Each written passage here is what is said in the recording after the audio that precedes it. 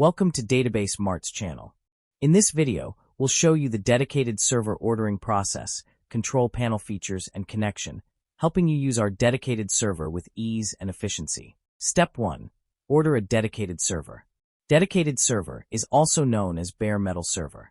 First, visit our official website and select a suitable server plan. If our standard plans do not meet your needs, you can scroll down to the customization section to fill in your specific requirements, or contact our team to customize a server. After clicking Order Now, you will be directed to the order confirmation page, where you can set the operating system, server name, password, billing cycle, and more. For some operating systems, you may also choose to pre-install software. If you need to purchase additional resources, you can select them in the options below, including firewall, extra memory, bandwidth, backup, and others.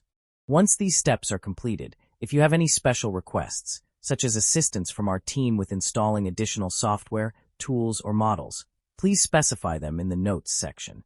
Finally, click Checkout, and after confirming everything is correct, click Confirm to complete the payment. Step 2. Dedicated Server Management.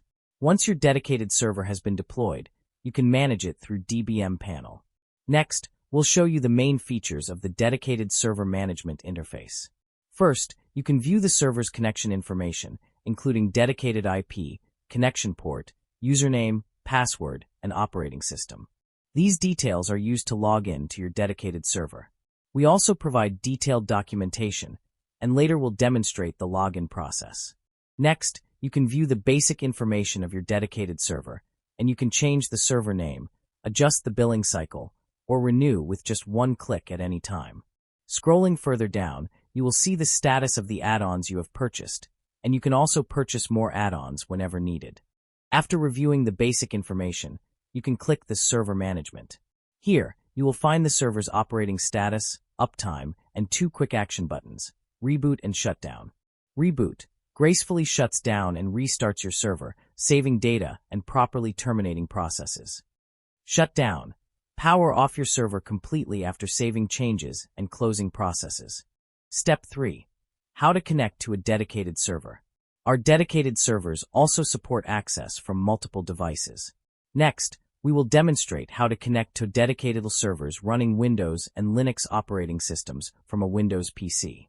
If you selected a server with the Windows operating system, you can directly use the built-in Remote Desktop Connection tool in Windows. In the search bar on your taskbar, type Remote Desktop Connection, or RDP, and open it. Then, enter your server's IP address along with the port number and click Connect in the lower right corner. Next, enter your server's username and password.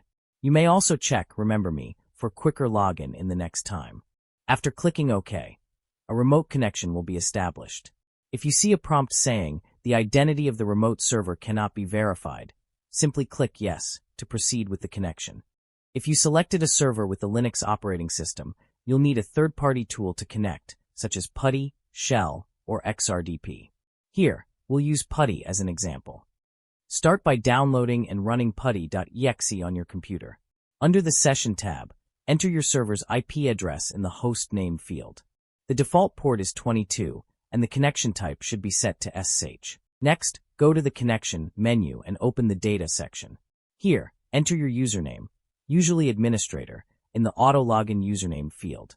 To make future logins easier, go back to Session, give this session a name, and click Save.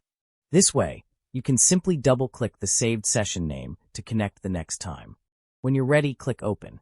A terminal window will appear, prompting you for a password. Type in your server password and press Enter. Remember, the password won't be visible as you type. If you want to paste it, simply right-click inside the PuTTY window and press Enter to complete the login. After successfully logging in to the dedicated server, we recommend performing a basic check to verify the operating system version, CPU, RAM, disk, bandwidth, and additional resources to ensure they match what you purchased. That's the complete guide to buying, managing, and connecting to a dedicated server. We hope it helps you get started and use our servers efficiently. For any questions, our online support team is happy to assist you.